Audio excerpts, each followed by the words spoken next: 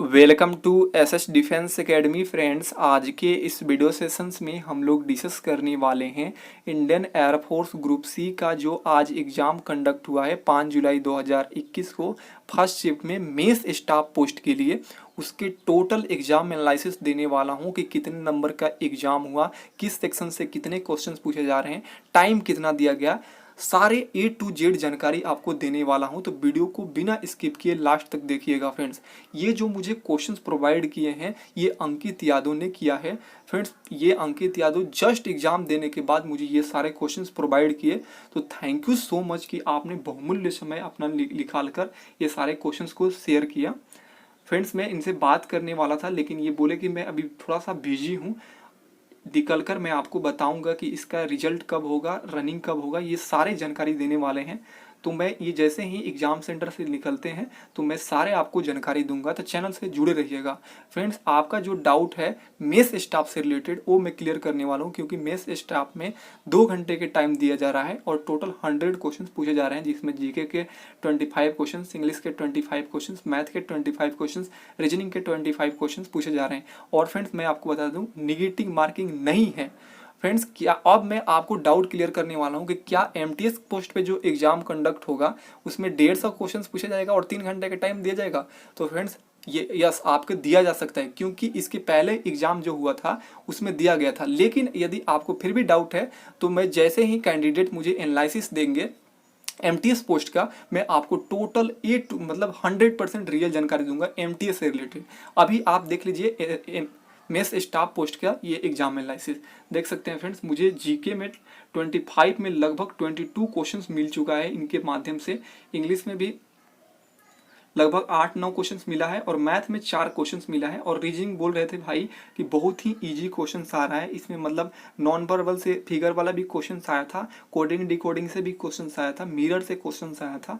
मतलब ओवरऑल मतलब रीजनिंग बहुत ईजी क्वेश्चंस पूछा जा रहा है, आप इजीली कर लेंगे यदि आप थोड़ा सा भी प्रिपरेशन किए हैं तो देख सकते हैं फ्रेंड। तो चलिए एक एक करके सभी क्वेश्चंस को डिस्कस करते हैं। और ये जैसे ही सेंटर से बाहर निकलेंगे तो ये बाकी जो मेस स्टाफ का जो रिजल्ट कब होगा, इसका फिजिकल का प्रोसेस क्या होगा, ये सारी चीज़ जानकारी दूंगा। तो चैनल से जुड़े रहिएगा। देखिए फर्स्ट क्वेश्चन पूछा गया था कि WHO यानी वर्ल्ड हेल्थ ऑर्गेनाइजेशन का मुख्यालय कहाँ है? तो जेनेवा स्विट्जरलैंड में है। क्वेश्चन सेकेंड देखिए, पानीपत की दूसरी लड़ाई कब हुआ था? तो देखिए पानीपत की दूसरी लड़ाई 5 नवंबर 1556 में हुआ था, अकबर और हेमू के मध्य हुआ था। देखिए आप पानीपत की तीनों लड़ाई याद रखिएगा। पानीपत की प्रथम लड़ाई कब हुआ था? 1526, दूसरा 56 और तीसरा 1761। तो ये तीनों याद रखिएगा, आपके आने वाले एग्जाम में पूछा जा सकता है। थर्ड देखिए HTML का फुल फॉर्म क्या है? देखिए आपके एग्जाम में फुल फॉर्म से भी क्वेश्चन पूछा जा रहा है। हाइपर टेक्स्ट मार्कअप लैंग्वेज हो जाएगा आंसर। क्वेश्चन 4 देखिए पेरिस किस नदी के किनारे बसा है? तो सीन नदी के किनारे बसा है। क्वेश्चन 5 देखिए संविधान का हृदय एवं आत्मा किस अनुच्छेद को कहते हैं? तो अनुच्छेद 32 को कहा जाता है। देख सकते हैं इसी पैटर्न पे आपको तैयारी करना है। मैं एक वीडियो कल ही डाला था, उसमें से बहुत सारे क्वेश्चंस लड़ा है। क्वेश्चन 6 देखिए E बराबर mc² का प्रतिपादन किसने किया था? तो आइंस्टीन ने किया था। क्वेश्चन 7 देखिए सविनय अवज्ञा आंदोलन पूछा गया था, तो 1930 में हुआ था। अब बात करते हैं कि असहयोग आंदोलन कब हुआ था? तो 1920 में। इसको भी याद रखिएगा, नेक्स्ट एग्जाम में पूछा जा सकता है। क्वेश्चन 8 देखिए होम रूल लीग आंदोलन किसने प्रारंभ किया था? तो एनी बेसेंट और लोकमान्य तिलक ने प्रारंभ किया था। क्वेश्चन 9 देखिए मुस्लिम लीग की स्थापना कब हुआ था? तो 1906 में हुआ था। क्वेश्चन 10 देखिए भारत में जीएसटी लागू करने वाला प्रथम राज्य कौन है? तो असम राज्य है। क्वेश्चन 11 देखिए आनुवंशिकता की सबसे छोटी इकाई क्या है? तो जीन है। क्वेश्चन 12 देखिए भारतीय संविधान में कुल कितनी भाग है? तो इसका आंसर हो जाएगा 22। 13 क्वेश्चन पूछा गया था हरित क्रांति के जनक कौन है? तो नॉर्मन बोरलॉग हो जाएगा। क्वेश्चन 14 देखिए आर्य समाज किसके द्वारा शुरू किया गया है? तो स्वामी दयानंद सरस्वती के द्वारा शुरू किया गया है। क्वेश्चन 15 देखिए सोरा मंदिर कहाँ स्थित है? तो महाबलीपुरम में स्थित है। क्वेश्चन 16 देखिए दक्षिण भारत की सबसे ऊंची चोटी कौन है? तो अनाई मुड़ी है। क्वेश्चन 17 देखिए टीपू सुल्तान कहाँ का शासक थे? तो मैसूर के शासक थे। क्वेश्चन 18 देखिए वर्तमान में भारत में डैश राज्य और केंद्र शासित प्रदेश हैं?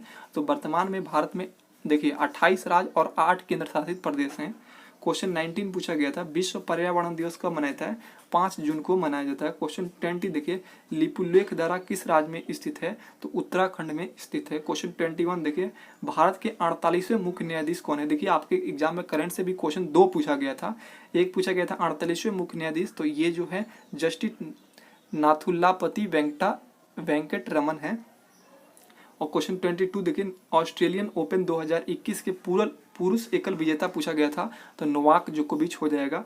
इंग्लिश में देखिए प्रीपोजिशन से पूछा गया था, I congratulated him dash him success. तो आप देखिए जब भी सेंटेंस में कॉन्ग्रेचुलेटेड रहे और उससे रिलेटेड प्रीपोजिशन पूछा जाए तो ऑन लगाते हैं, तो ऑन हो जाएगा। 24 देखिए, एडजेक्टिव ऑफ गोल्ड, गोल्ड का एडजेक्टिव पूछा गया था, तो गोल्डन हो जाएगा।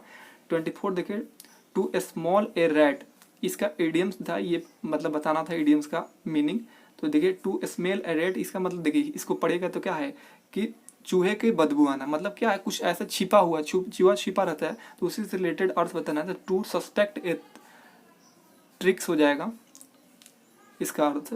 25 देखिए, one who loves all Mankind, one who loves all Mankind, ऐसा व्यक्ति जो पूरे मानव जाति से प्यार करता हो, उसे उसका बताना था वन वर्ड सब्स्टिट्यूशन, तो उसे बोलते हैं फिलंथ्रोपिस्ट। 26 देखिए, he dash to Mumbai yesterday, देखिए कभी भी सेंटेंस में यस्टरडे रहे तो ये की पॉइंट होता है, ये दर्शाता है पास्ट इंडेफिनिट टेंस को। तो पास्ट इंडेफिनिट टेंस में क्या होता है, वर्ब टू का यूज होता है। तो देखिए यहाँ पर 4 वर्ब दिया गया है, तो ये तो प्रथम है वर्ब, ये थर्ड है, ये फोर्थ है, तो ये वर्ब 2 हो जाएगा, वेंट हो जाएगा। He went to Mumbai yesterday. 27 देखिए, एमनेस्टी का अपोजिट पूछा गया था, तो देखिए एमनेस्टी का मतलब होता है सर्व क्षमा, तो इसका अपोजिट हो जाएगा पनिशमेंट यानी दंड देना। 28 देखिए, डिमोलिश का साइनो पूछा गया था, साइनोनिम्स, तो मतलब डिमोलिश मतलब तोड़ना होता है, डिस्ट्रॉय मतलब ही तोड़ना होता है। 29 देखिए, he is to send a message, इसका वॉइस बताना था, तो इसका हो जाएगा वॉइस। ए मैसेज देखिए, जो ऑब्जेक्ट होता है सब्जेक्ट बन जाता है और सब्जेक्ट ऑब्जेक्ट बन जाता है, तो इस तरह बन जाएगा, तो इसका हो जाएगा a message is to be send. देखिए नरेशन से भी एक क्वेश्चन आया था, एरर से भी क्वेश्चन आया था, इसको भी देख लीजिएगा। अब देखिए मैथ का क्वेश्चन पूछा गया था, किसी संख्या के 3/4 60 है, तो संख्या क्या है? तो संख्या x मान लीजिए, 3/4 का मतलब क्या है, 3/4, तो संख्या मतलब x का 3/4 बराबर हो जाएगा 60 के, कट पीट कीजिएगा तो 80 आंसर हो जाएगा।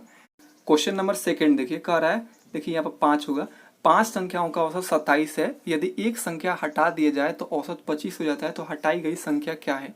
तो देखिए 5 संख्याओं का औसत 27 है, तो इनका योग क्या हो जाएगा, एवरेज गुणे n होता है ना योग निकालने के लिए, तो इनको दोनों को गुणा करेंगे 5 गुणे 27, तो योग हो जाएगा 135।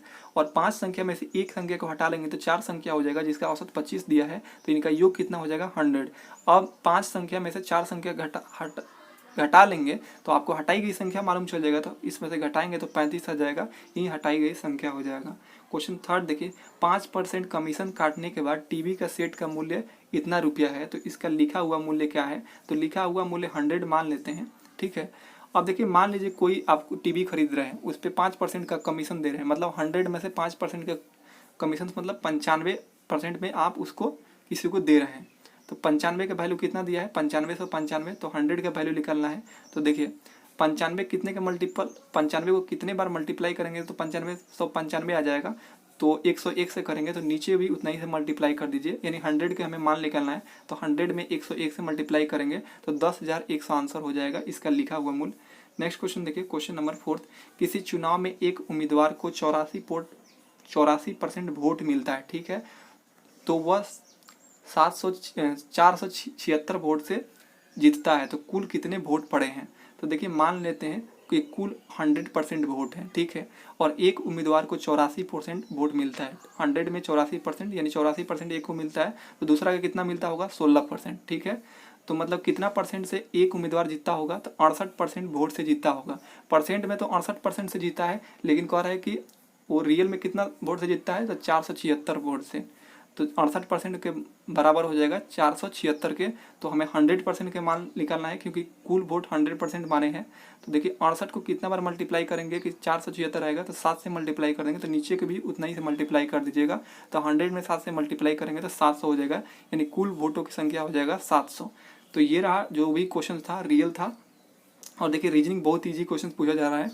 अब देखिए जो भी कैंडिडेट MTS पोस्ट के लिए एग्जाम देकर आएंगे उसका मैं एनालिसिस दूंगा और आपको टोटल कंफर्म कर दूंगा MTS से रिलेटेड कि 150 का एग्जाम हो रहा है कि कितना नंबर का हो रहा है, मैं आपको सारा डाउट क्लियर कर दूंगा। ठीक है, तब तक के लिए आप सभी को जय हिंद।